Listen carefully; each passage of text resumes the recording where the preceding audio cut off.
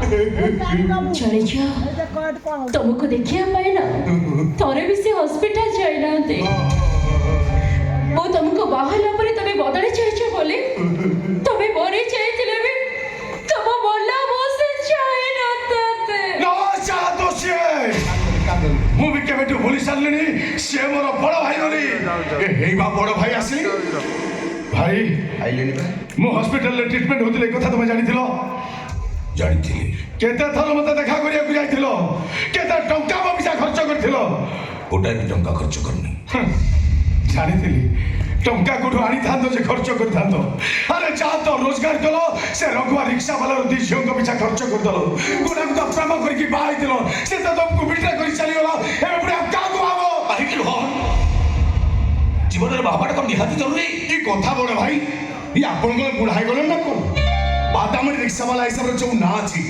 ଆପଣଙ୍କ ଝିଅମାନେ ବାହା ହେବା ପାଇଁ ବାଡ଼ିଆ ପିଟା ହେବେ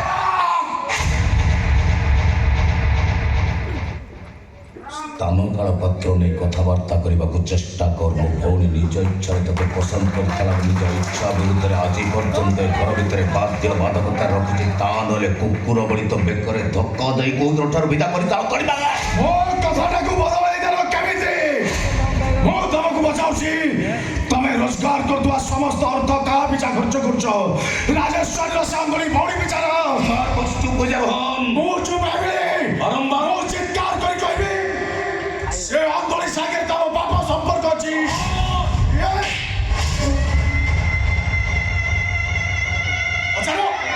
ପଚାର ସାନ ଭାଇ ସେଦିନ ତମ ଖାଇବାରେ ବିଷ ମିଶେଇଥିଲା କିଏ ପଚାର ମୋ ଖାଇବାରେ ତମେ ବିଷ ମିଶେଇଥିଲ ମୁଁ ତ ତମକୁ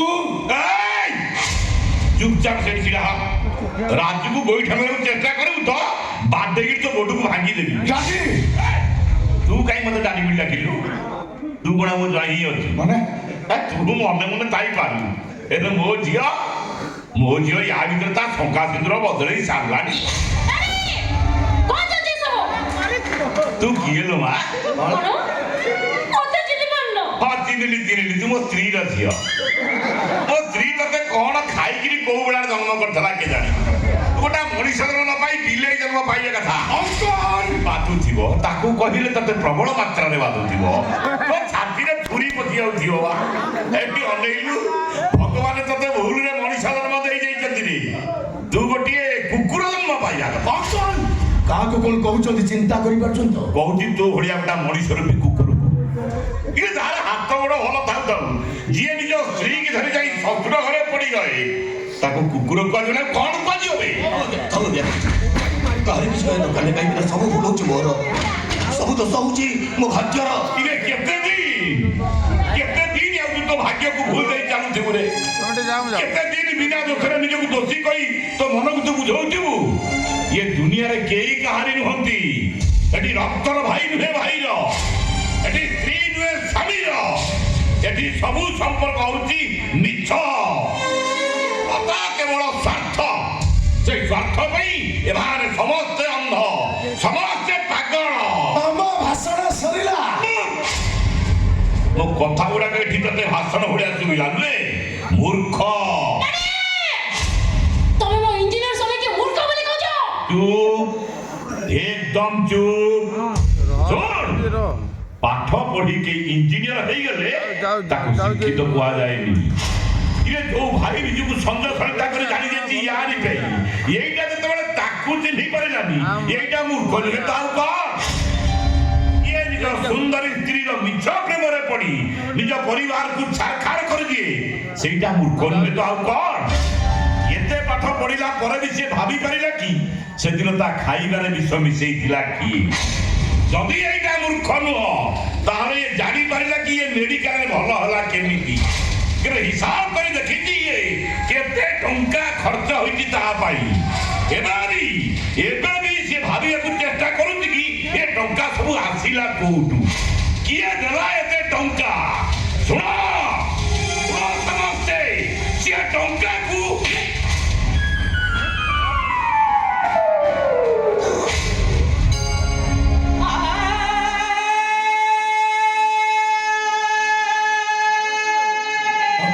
ଭୋକ ଲାଗିଲେ ଯୋଉ ଭାଇର ପେଟ କାଟୁଥିଲା ମତେ ଜ୍ୱର ହେଲେ ଯୋଉ ଭାଇ ଯନ୍ତ୍ରଣାରେ ଛଟପଟ ହଉଥିଲା ମୁଁ ଝୋଟି ପଡ଼ିଲେ ଯୋଉ ଭାଇର ପାଦରୁ ଧର ଧର ରକ୍ତ ବହି ଯାଉଥିଲା ସେ ଭାଇଟା ଏତେ ଶୀଘ୍ର ବଦଳିଗଲା କେମିତି?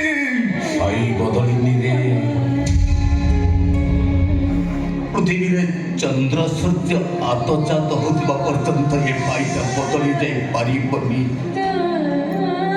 ଭାଇର ଜୀବନର ଶେଷ ମୁହୂର୍ତ୍ତରେ ତା ପାଟିରେ ଗୋଟାଏ ଶବ୍ଦ ଥିବ, ସେ ଶବ୍ଦଟା ହଉଛି ରୋହନ। ତାହେଲେ ମୁଁ ହସ୍ପିଟାଲ ଆଇସିୟୁ ଭିତରେ ମରଣ ସହିତ ଲଢ଼େଇ କରୁଥିଲା ବେଳେ ମତେ ଗୋଟାଏ ଥର ଦେଖା କରିବାକୁ କାହିଁକି ଆସିଲନି? କିଏ ତତେ କହିଛି ରାଜୁ ତତେ ମେଡିକାଲ ଦେଖା କରିବାକୁ ଯାଇନି ବୋଲି? ଡାଡି ଆପଣ ମେଡିକାଲକୁ ଯାଇ ୟା ଭିତରେ ମୋ ପୁରୁଣା ରୋଗଟାକୁ ମୁଁ ଭଲ କରିସାରିଛି। ଆଉ ମୋ ମୁହଁରୁ ତମେ ମାନେ କେହି ଭୁଲ କଥା ଶୁଣିବାକୁ ପାଇବନି। ଏବେ ତତେ ପଚାରୁଛି ସତ କଥାଟା ତୁ କହ। କହ ସେଦିନ ତୋ ଖାଇବାରେ ବିଷ ମିଶେଇ ତତେ କିଏ ମାରିବାକୁ ଚେଷ୍ଟା କରିଥିଲା? ତୋ ସ୍ତ୍ରୀ ନା ତୋ ଭାଇ? ଆଜ୍ଞା କଣ କହୁଛନ୍ତି? ତୋ କଥା ଆଜି କିଛି ଶୁଣିବିନି ମୁଁ। ନାଇଁ ଆଜ୍ଞା ସବୁ ସତ କଥା ଆଜି ରୋହନ ଆଗରେ ମୁଁ କହିଦେବି। ବୁଝିପାରୁନୁ ଏବେ ବି ବିପଦର କଳାହାଣ୍ଡିଆ ମେଘଟା ତା ମୁଣ୍ଡ ଉପରେ ଘୁରି ବୁଲୁଛି। ଭବିଷ୍ୟତରେ ସେ ସୁରକ୍ଷିତ ହେବା ପାଇଁ ହେଲେ ତାକୁ ଏବେଠୁ ସତର୍କ ହେବାକୁ ପଡିବ ନା? ଶୁଣୁ ରୋହନ, ସତ କଥାଟା ମୁଁ କହୁଛି ମୋଠୁ ଶୁଣ। ସେଦିନ ତୋ ଖାଇବାରେ ବିଷ ମିଶେଇ ତତେ ମାରିବାକୁ ଚେଷ୍ଟା କରିଥିଲା ତୋ ସ୍ତ୍ରୀ। ଆଉ ସେଇ ଘର ଭିତରେ ତତେ ବିଷ ଝାଳରେ ପଡି ଛଟପଟ ଚେଞ୍ଚଳ ଦେଇଗଲୁ। ତତେ ମେଡିକାଲ ପର୍ଯ୍ୟନ୍ତ ନେଇଯାଇଥିଲି ମୁଁ। ଆଉ ମେଡିକାଲରେ ଯେତେ ଟଙ୍କା ଖର୍ଚ୍ଚ ହେଇଛି ସବୁ ଟଙ୍କାକୁ ଖର୍ଚ୍ଚ କରିଛି ତୋରି ଏଇ ବଡ ଭାଇ।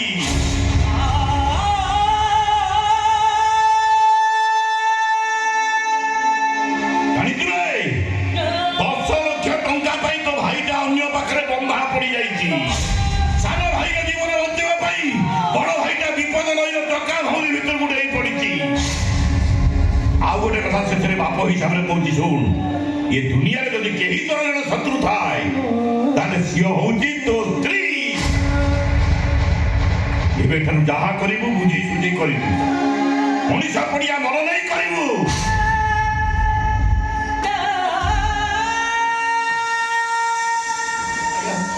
କଣ କରୁଥିଲେ କହିଲେ ଆଜ୍ଞା?